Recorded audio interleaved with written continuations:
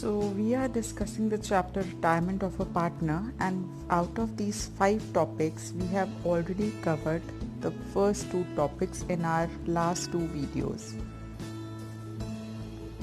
Today, we will take up the topic of accounting treatment of reserves, accumulated profits, and accumulated losses in case of retirement of a partner. So, after today's video, you should be able to understand the accounting treatment of reserves, accumulated profits, and accumulated losses. So, let's start. So, to understand this topic, you should remember the rule of debit and credit for capital account. Whenever the capital account is increased, it is recorded on the credit side, and whenever capital account is decreased, it is recorded on the debit side. So जब भी partners को कुछ मिलेगा जिससे partners की capital increase होगी, तो वो हम पार्टनर्स कैपिटल के क्रेडिट साइड में रिकॉर्ड करेंगे, और जब भी कुछ लॉस होगा या पार्टनर्स विड्रॉ करेंगे जिससे कुछ भी ऐसी चीज़ें जिससे पार्टनर्स का कैपिटल कम होगा, तो उसको हम पार्टनर्स कैपिटल के डेबिट साइड रिकॉर्ड करेंगे. सो हमें ये सिंपल रूल याद रखना है कि जब भी कैपिटल अकाउंट बढ़ता है तो क्रेडिट करना है, और जब भी कैपिटल अकाउंट कम होता है तो कैपिटल अकाउंट को डेबिट करना है. सो अब हमें accounting treatment of reserve, profits and losses करना है. सो जब भी अभी तक का कुछ रिजर्व या एक्यूमुलेटेड प्रॉफिट्स बचा है, जब भी रिटायरमेंट होगा तो उस रिजर्व को और एक्यूमुलेटेड प्रॉफिट्स को हमें बांटना है.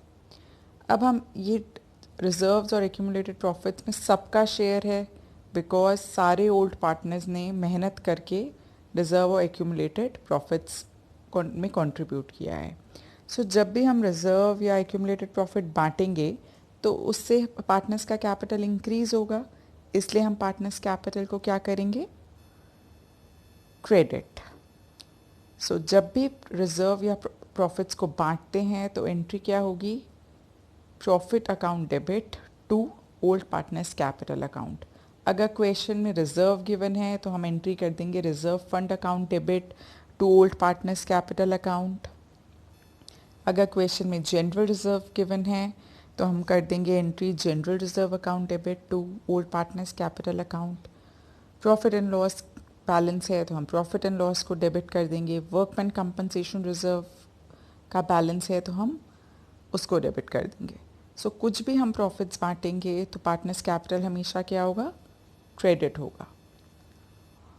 ये जो लास्ट 2 रिजर्व मैंने लिखे हैं, workman compensation reserve and investment fluctuation fund, ये स्पेसिफिक रिजर्व हैं और इसमें उतना पार्ट ही पार्टनर को बांटना है जो कि एक्सेस ऑफ द लाइबिलिटी और लॉस है. इसके लिए हम एक अलग वीडियो भी कर चुके हैं. सो बेसिकली अभी आपको क्या याद रखना है? कोई भी प्रॉफिट या रिजर्व बांटेंगे तो पार्टनर्स कैपिटल को क्रेडिट, और जो भी रिस्पेक्टिव प्रॉफिट या रिजर्व है उसको डेबिट. अब ऐसे ही चेक करते हैं कि अगर क्वेश्चन में लॉसेस गिवन है, एक्यूमुलेटेड लॉसेस गिवन है, तब क्या एंट्री होगी?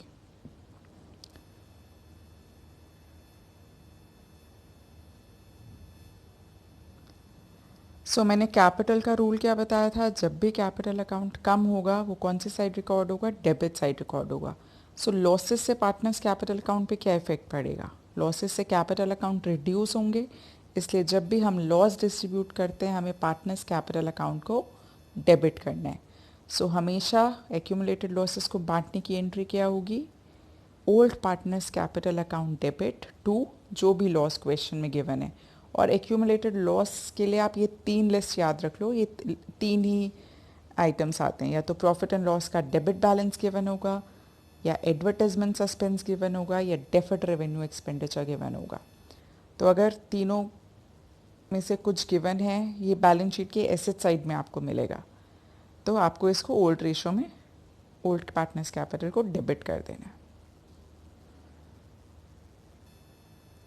So I hope this is clear. Let's proceed to a question on this basis. So A, B, C and D are partners sharing profits in the ratio 4:3:2. तो ये हमारा old ratio हो गया। और ओल्ड पार्टनर्स कौन कौन हैं? A, B, C and D. C retires and the remaining partners decided to share future profits in 5:3:2. So ये हमारा न्यू रेशो गिवन है। On the date of C's retirement, there was a balance of 30,800 in profit and loss account. अब profit and loss account में credit balance भी होता है और debit balance भी होता है। Credit balance means profit, debit balance means loss. अगर क्वेश्चन में कुछ नहीं गिवन तो हम एज्यूम करेंगे कि ये क्रेडिट बैलेंस है, डैट इज़ फर्म को प्रॉफिट हुआ है।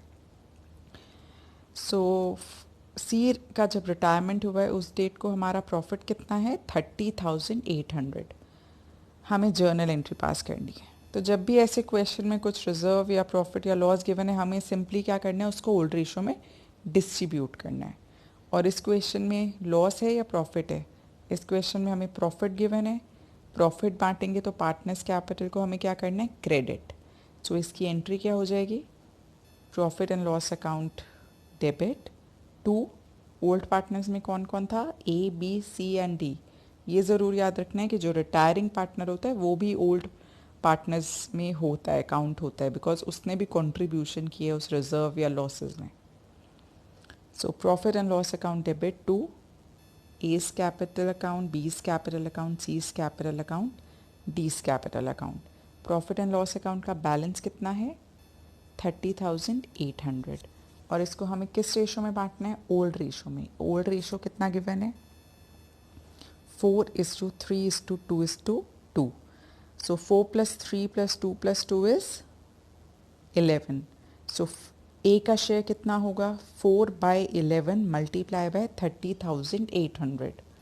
ये आपका आ जाएगा 11,200।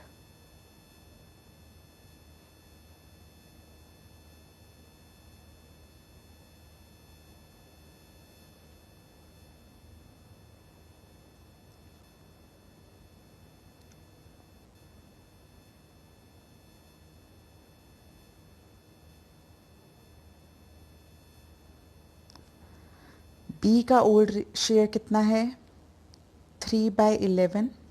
सो 3/11 multiply by 30,800, it will be 8,400। C का शेयर कितना होगा? 2/11 मल्टीप्लाई बाय 30,800, 5,600। एंड डी का शेयर 2/11 मल्टीप्लाई बाय 30,800, 5,600। ये आप कैलकुलेट करके ज़रूर देखना। So I hope the entries are clear. एक और क्वेश्चन देखते हैं। इस क्वेश्चन में हमने प्रॉफिट देखा था, एक क्वेश्चन अब हम लॉस का देखते हैं। सो ए, बी, सी, डी आर पार्टनर्स। ये हमारे ओल्ड पार्टनर्स हैं। ओल्ड रेशो है 4:3:2:2। न्यू रेशो गिवन है। सी रिटायर हो रहे हैं और उसके रिटायरमेंट के दिन में डेबिट बैलेंस कितना है? 30,800।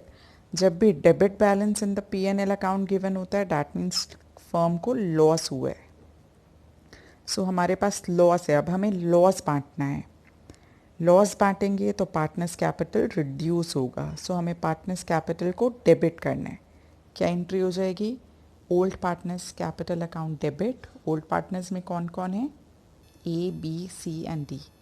To profit and loss account. Profit and loss account का क्या बैलेंस है? 30,800। इसको आप किस रेशियो में बांट दोगे? 4:3:2:2। सो 4/11, 3/11, 2/11 एंड 2/11 कैलकुलेट करोगे तो ये अमाउंट्स आ जाएंगे। अब इस क्वेश्चन में suppose profit and loss account debit balance की जगह हमें गिवन होता है एडवर्टाइजमेंट सस्पेंस। तो एडवर्टाइजमेंट सस्पेंस भी हमारे लिए क्या है?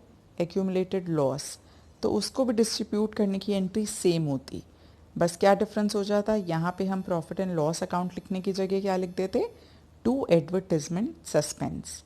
सिमिलरली हमारा थर्ड एक्यूमुलेटेड लॉस का एग्जाम्पल क्या है? Deferred revenue expenditure. सो अगर इस क्वेश्चन में debit balance and P&L account की जगह लिखा होता डिफर्ड रेवेन्यू एक्सपेंडिचर, तब भी एंट्री सेम होती, बस हम टू क्रेडिट में क्या लिख देते, to deferred revenue expenditure. So I hope आपको रिजर्व, एक्यूमुलेटेड प्रॉफिट्स और एक्यूमुलेटेड लॉस डिस्ट्रीब्यूट करना समझ आ गया है. अब हम एक और केस देखते हैं, एक और सिनेरियो देखते हैं कि क्या हो सकता है.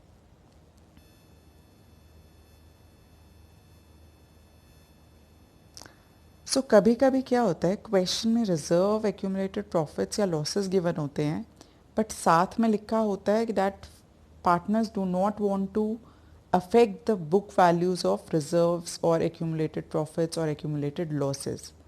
That means हम उसको डिस्ट्रीब्यूट नहीं करना चाहते. उस केस में हमें एक सिंपली एडजस्टमेंट एंट्री करनी होगी और वो adjustment entry partners capital account के थ्रू होगी.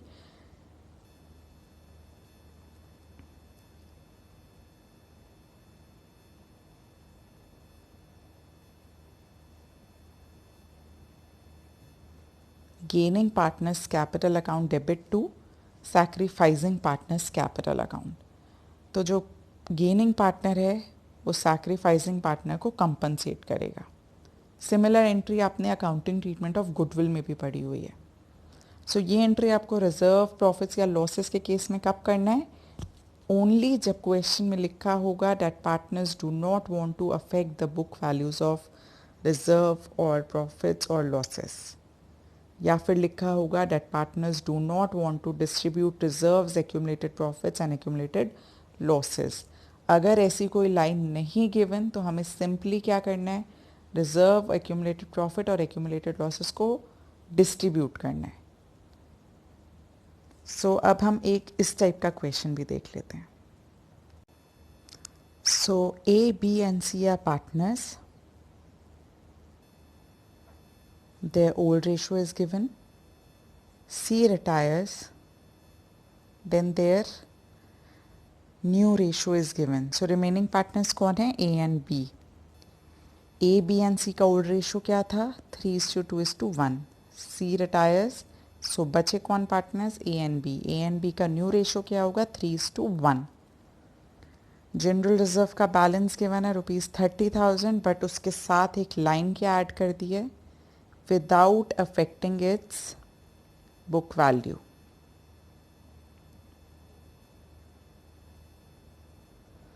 सो जब भी ये लाइन होगी तो हमें रिजर्व को बांटना नहीं है, एडजस्टिंग एंट्री पास करनी है. Adjusting entry means gaining partner को डेबिट करना है और सैक्रिफाइसिंग पार्टनर को क्रेडिट करना है. सो उसके लिए हमें गेन रेशो का फॉर्मूला लगाना पड़ेगा, that is new ratio minus old ratio. New ratio हमें गिवन है A और B का, दैट इज़ 3/4 एंड 1/4. एंड हमें ओल्ड रेशो भी गिवन है 3:2:1, that is 3/6, 2/6 and 1/6. So A का गेन देखें, ओल्ड उसका न्यू शेयर है 3/4 माइनस ओल्ड शेयर 3/6, ये आपका आ जाएगा 3/12. B का चेक करेंगे तो ओल्ड न्यू शेयर है 1/4, ओल्ड शेयर है 2/6, ये माइनस में आ रहा है. सो B का गेन माइनस में आ रहा है. इसका क्या मतलब है कि B सैक्रिफाइस कर रहा है. जब भी गेन माइनस में आता है तो डैट मीन्स वो सैक्रिफाइस है. सो अब गेनिंग पार्टनर यहाँ पे सिर्फ एक है, दैट इज़ A. सो हम A को डेबिट कर देंगे. Gaining partners capital account debit to, B ने सैक्रिफाइस किया है और C तो पार्टनर रिटायर हो रहा है तो वो तो सैक्रिफाइसिंग पार्टनर है ही. So A's capital account debit to B's capital account debit to B's capital account and to C's capital account. General reserve का बैलेंस है 30,000. 30,000 में A का गेन कितना है, 3/12. सो 30,000 multiply by 3 divided by 12 will be ₹7,500. Similarly B sacrifice कर रहा है, हमने उसे क्रेडिट किया है. कितना सैक्रिफाइस कर रहा है, 1/12. सो 30,000 multiply by 1/12 is 2,500. C form छोड़ के जा रहा है, रिटायर हो रहा है, तो वो अपना कितना शेयर सैक्रिफाइस करके जा रहा है, 1/6. सो 30,000 multiply by 1/6 will be 5,000. So I hope this is clear. Retirement के केस में हमने accounting treatment of reserve accumulated profit and losses discuss किया है। इसमें हमने दो केस डिस्कस किए हैं। फर्स्ट केस जब पार्टनर्स अपने बीच में रिजर्व एक्यूमुलेटेड प्रॉफिट या एक्यूमुलेटेड लॉस को डिस्ट्रीब्यूट करते हैं, एंड सेकेंड केस जब पार्टनर्स रिजर्व प्रॉफिट्स या लॉसेस की वैल्यू को अफेक्ट नहीं करना चाहते, वो उसको नहीं बांटना चाहते। अगर क्वेश्चन में कुछ मेंशन नहीं है तो हम हमेशा केस 1 एज्यूम करेंगे, डैट इज़ हम सिंपली रिजर्व और लॉसेस को बांट देंगे।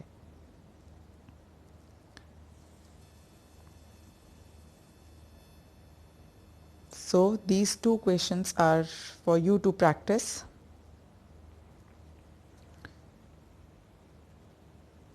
एक बार डिस्कस कर लेते हैं। फर्स्ट क्वेश्चन में 4 पार्टनर्स ओल्ड पार्टनर्स हैं, एक पार्टनर रिटायर होके जा रहा है, न्यू रेशो गिवन है और उस डेट को रिजर्व गिवन है और एडवर्टाइजमेंट सस्पेंस गिवन है। डैट मीन्स इस क्वेश्चन में हमें रिजर्व भी गिवन है और एडवर्टाइजमेंट सस्पेंस क्या है, एक्यूमुलेटेड लॉस भी गिवन है। तो आप जनरल रिजर्व को ओल्ड रेशो में बांटने की एंट्री अलग करना एंड एडवर्टाइजमेंट सस्पेंस को बांटने की एंट्री अलग करना। सो फर्स्ट क्वेश्चन में दो एंट्रीज होंगी, एक जनरल रिजर्व बांटने की और एक एडवर्टाइजमेंट सस्पेंस बांटने की। क्वेश्चन नंबर 2 में ओल्ड रेशो गिवन है, इसको आप पहले एलसीएम लेके कॉमन बेस पे लाएंगे। न्यू रेशो गिवन है और प्रॉफिट एंड लॉस अकाउंट का बैलेंस गिवन है, बट एक लाइन लिखी है without affecting its book value. जब भी ये लाइन लिखी होती है डैट मीन्स हमें क्या करना है, गेनिंग पार्टनर्स कैपिटल अकाउंट को डेबिट और सैक्रिफाइसिंग पार्टनर्स कैपिटल को क्रेडिट। सो इस क्वेश्चन में आप इस प्रॉफिट एंड लॉस को बांटेंगे नहीं, इसमें आप एडजस्टिंग एंट्री पास करेंगे।